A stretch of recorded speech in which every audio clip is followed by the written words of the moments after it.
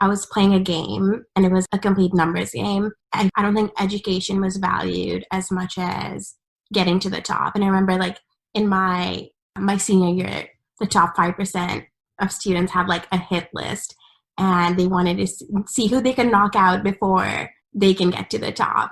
And I think my senior year is when I like finally realized it's like, okay, like this is a game and I need to play the game to get to the top.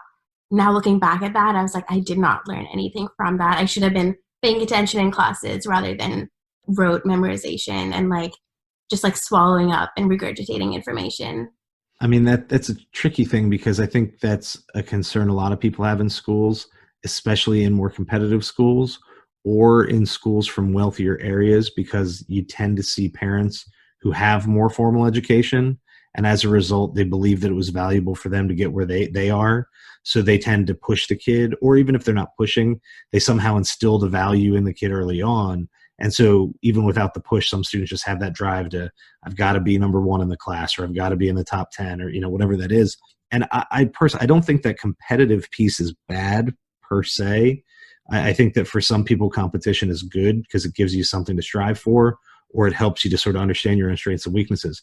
Problem that I have, my big concern as both a teacher and just somebody who cares about education, is that the way you get to the top is not by getting the best education. As you just pointed out, you're like, this is a numbers game. I can, there are some kids who graduate very high in their classes and didn't necessarily learn a ton. Now, they're almost always very smart people. I mean, once in a while somebody sneaks in, but almost always they're very smart people. But they got there because they're smart, not because of what they necessarily learned in school. Yeah. And so that just sort of rewards someone who already had it, so to speak. It doesn't reward someone who really took advantage of the school opportunity and earned it. Or, it's like the kid who comes into high school as the most capable and qualified is also the most likely to walk out that way.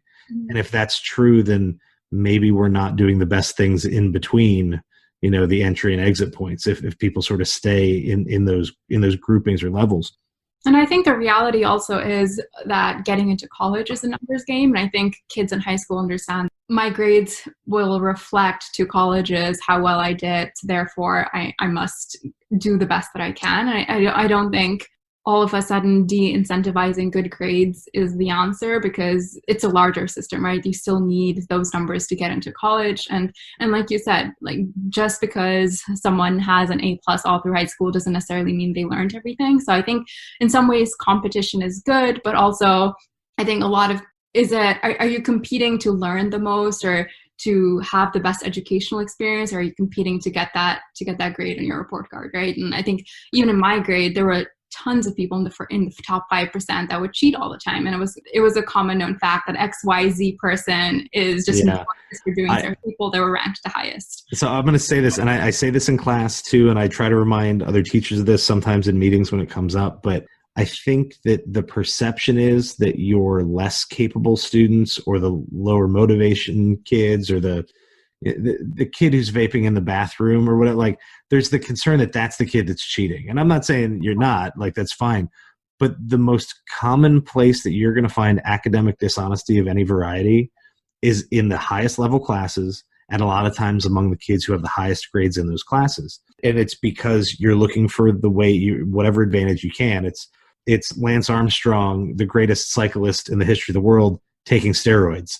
It's like, I know I'm good, but I need to stay that good. I think, you always think it's somebody trying to make their way up. But I think the reality is in school, a lot of the dishonesty you see comes from people trying to stay on top. And I talked about this in a recent episode about how it would require buy-in from colleges and a lot of other things. But I would love to move to sort of a pass-fail system, or like a 3-grade, like an advanced, pass, and fail. And that way there's still some differentiation between someone who's really good at it, someone who's sort of good enough, and someone who really does need some extra work, or we need to repeat some things, or whatever that may be. But it would be difficult to do that. And in one of the, I say early, it was probably the 12th or 14th episode of this podcast, I talked to Ms. Beth Konkoski, who I don't know if you maybe had her for English or not, but she teaches the AP Language and Composition course that I do. And she brought up the same issue about how it turns into a game and everyone's trying to be like the best student on paper. And I coined a term that I've used a few times since, and I call them fantasy students. Because like if you watch like football, the best guy on the football field may not be the best guy for like fantasy football because he doesn't rack up all the stats. He's a good team player. And so when you think about like, if you were putting together a real football team, you would want the best players who work well together and who do, they achieve those goals. If you just want a fantasy football team that's good on paper, you just pick the guys that get stats, but sometimes they're not actually the best players, And I think that we're in a situation where students are so concerned about the competitive piece in the college admissions that we're generating a lot of really good fantasy students. Like on paper, we're strong, but in terms of our actual learning and our actual growth, we're not there. And it doesn't mean you're bad. It just means that you're not as good as you look on paper. I think in the end, eventually that catches up with you one way or another. And it's not necessarily our job to play gatekeeper and stop that person from achieving whatever they want to achieve. I just think it means maybe we're not doing our jobs.